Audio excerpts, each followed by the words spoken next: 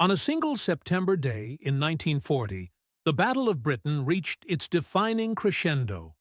Through that tense summer, Fighter Command had waged a relentless struggle against the Luftwaffe. The scale of the air war overwhelmed the senses. Huge formations rumbling overhead, the sky crowded with aircraft. It felt as if everyone was thrust onto the front line. Civilians as well as airmen, all living beneath battle-scarred skies. People from every background found themselves drawn into the nation's defense. Age, status, and circumstance mattered less than the common purpose. Britain, more than at any other moment, seemed forged into one will, to repel the aggressor. Each day brought harsh realities. One man recalled looking down to find himself suddenly alone, a comrade at his feet. A child remembered it all as strangely thrilling, until glancing right and seeing a vast armada of Spitfires and Hurricanes arrowing toward an enemy formation. He had never seen so many aircraft in his life. Now, a single day of ferocious aerial combat would decide a nation's fate. The Luftwaffe's aim in the Battle of Britain was straightforward and ruthless: annihilate Fighter Command, gain control of the air, and clear the way for invasion, whether to occupy Britain outright or to force a surrender on Nazi terms. This is the story of that day, 15th of September 1940, and the 13 hours that preserved Britain's freedom. By this point, Hitler's Germany bestrode Europe. The Wehrmacht had smashed its opponents in campaign after campaign. Only Britain still stood undefeated. Much of the continent was either under occupation or in thrall to Berlin. Poland, Denmark, Norway, France, Belgium, the Netherlands, Luxembourg, fallen in swift succession. Germany's power seemed at its pinnacle. Hermann Göring, commanding the Luftwaffe, was convinced that air attack alone could break Britain's resistance. He had assured Hitler that the RAF would be swept from the sky. German pressure had fallen especially on fighter airfields, both in the air and on the ground. Sweeps of 100 or more German fighters roamed over southern England, hunting Hurricanes and Spitfires. RAF pilots had received orders to avoid tangling with fighters unless they guarded bombers, and the rumor spread that Fighter Command was shrinking fast, perhaps even on the verge of defeat. The timeline runs from about 6:30 a.m. to 7:30 p.m., 13 hours marking a turning point in Britain's war against Germany. At 6:34 a.m., Sunday dawned on a country that had lived with the fear of invasion for more than 3 months. Many believed the Germans were close at hand. If the RAF were overwhelmed, London could be under enemy boots within a week. After the fall of France, few thought Britain had much chance. The Channel was a narrow moat. It felt as if all the invader had to do was come across. People knew that if Fighter Command lost, the war might be fought on British soil. It seemed to outside observers that a small island could hardly hold out against such might. One old soldier, asked what to do if the Germans came, replied, "You'll do as you're told." Another recalled a captain ending each parade with a grim mantra: "No prisoners, no mercy." An attitude that distilled the hard edge of Britain's determination at the time. Britain's air defense network braced for the hours ahead. The country was covered by 4 fighter groups. No, 10 Group in the southwest, Number 11 Group protecting London and the southeast, Number 12 Group guarding the Midlands and East Coast, and No, 13 Group watching the northeast, Scotland, and Northern Ireland. One squadron from each sector went to readiness as the day began. The integrated system behind these defenses owed everything to the vision of Air Chief Marshal Sir Hugh Dowding. On taking command, he reorganized the country into groups and sectors tied together by communications, radar, and central control. The Germans had nothing comparable and did not grasp what they were up against.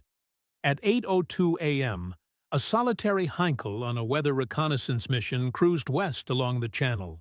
initially beyond the reach of British fighters. Its flight was tracked by a crucial element of Dowding System: radar. These coastal stations gave Fighter Command eyes over the water, enabling controllers to see enemy buildups forming across the strait and to launch interceptors in time. Radar plots flowed to Fighter Command HQ, were filtered, and then sent to the relevant group and sector operations rooms, where the tracks were laid out on a plotting table. Controllers would watch, decide which squadrons to scramble, and guide them by radio to intercept. As the Heinkel came within reach, 2 Hurricanes from Exeter were scrambled to intercept. They caught the intruder. None of its 5 crew survived. Tragically, the first fatalities of the day. Meanwhile, for people in southeast England accustomed to living in war's shadow, it was a Sunday morning much like any other, at first. There would be little rest. Some families began their routine seasonal trips for hop picking, a kind of working holiday that offered extra rations and a few weeks in the country. Notices had gone round schools seeking volunteers to pick fruit in autumn. Food and lodging would be provided, and boys would be paid for their labor. In London's East End, Mary Sterry looked forward to a family wedding. Her Uncle Tom was to marry a young actress. They had been told children shouldn't attend, but the family went anyway. Elsewhere, Herbert Harry readied for a charity football match. He played often, and his foreman, recognizing his talent, agreed to let him off if he cleaned the foreman's car. Their games on the Wormwood Scrubs fields could draw 1,000 spectators. By 9:30 a.m., while London stirred to life, Luftwaffe crews at airfields in occupied France prepared for a decisive blow. A recent meeting in The Hague, chaired by Göring, had reviewed Fighter Command's condition. German pilots were overclaiming kills, 10 or 20 RAF fighters downed, when in truth far fewer had fallen. But the narrative within the Luftwaffe was that the RAF was tottering. 2 major raids were planned for the day. Around 10:30, while Britain's defenses were fully alert, Air Vice Marshal Keith Park, commanding No. 11 Group, received an unexpected visitor: Prime Minister Winston Churchill. He had chosen to visit the Uxbridge Operations Room, where he could look down with the controller and see the enemy assembling over France before crossing the water. On the plotting table, markers appeared, showing bomber units massing at rendezvous points along the French coast. For controllers, watching a few tracks bloom into hundreds, 250 plus, was unnerving. It was hard to grasp that so many aircraft might be streaming toward them, and to wonder, would they hold? At 10:52 a.m., 2 Spitfire squadrons from 11 Group lifted from Biggin Hill, climbing to their patrol area 25,000 feet above Canterbury. Park's system whirred into action as more squadrons were ordered into the air.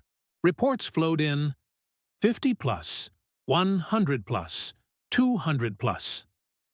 It felt like watching a thunderstorm build. The German mass, more than 200 strong, formed up over northern France and wheeled toward England. Their target: London.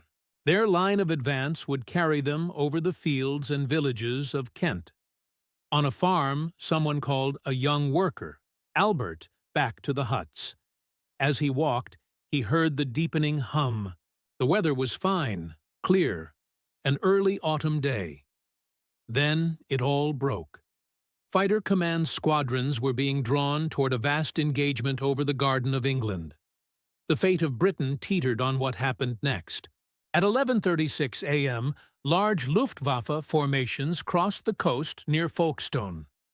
Only anti-aircraft fire greeted them, reinforcing their belief that the RAF was nearly spent and that London lay vulnerable. Civilians in Kent watched in awe. The aircraft flew steadily inland, in dense streams. In his garden, Graham Matthews heard the distant drone before he saw the column of bombers pressing through bursts of black flak. Once the enemy came over the shoreline, radar could add little. The Royal Observer Corps took over, spotting and measuring height, course, and numbers through binoculars and rangefinders. Their reports went to observer centers and, simultaneously, to sector and group HQs. Controllers decided who to scramble, who to divert, how to vector squadrons onto the enemy. In the operations rooms, plotters pushed markers across the table, and you could sense the impending clash drawing closer. Instructions to civilians were stark. When the sirens or guns sounded, take cover immediately. A 6-year-old boy, thrilled by the idea of war, ran to the door expecting soldiers, gunfire, action, only to find quiet streets. Most people headed to shelters, underground stations, Garden Anderson shelters, or improvised spaces. One neighbor had dug a refuge beneath his garage. Over Canterbury, Spitfires from 92 and 72 squadrons sighted the oncoming formations and dived to attack. In rural Kent, evacuee Ray Banks had discovered that the front line now ran over fields and hedgerows. He watched as a German bomber skimmed so low he wanted to duck, a British fighter right on its tail. The first clash lasted only seconds, brief bursts, then breaks and resets, pilots turning back in for another pass until ammunition ran low or circumstances forced disengagement. More RAF squadrons joined. Trails of condensation crisscrossed the blue like embroidery. You could hear the engine roar, the chatter of guns, the sudden scream of diving aircraft. Smoke streamed from a stricken machine. Its nose dropped and it fell. Near London, the hard-pressed German bombers, now deprived of much of their fighter cover, reached Chislehurst. Word spread that the caves there were a refuge for those bombed out. So Mary's family climbed into their van and went. Inside it was dim. They were given hurricane lamps to find their way, mattresses and blankets for the floor. Early arrivals, they lay in a hush without the sound of aircraft or guns. Ron, however, could not resist the pull of the battle above. He slipped out to look and saw an immense sweep of Spitfires and Hurricanes, 50 or 60, maybe more, driving toward the bomber's stream. At 12:07 p.m., the German bomber formations, hard hit and stripped of much escort, arrived over London.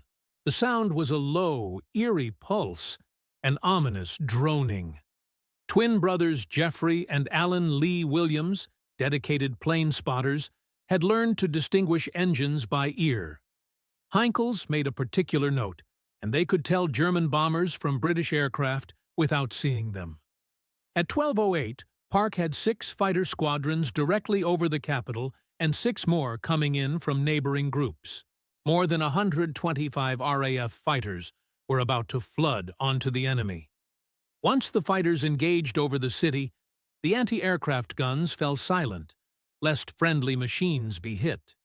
It was a clear blue day. The bomber streams flew at around 15 to 20,000 feet. The fighters swirled around and below them.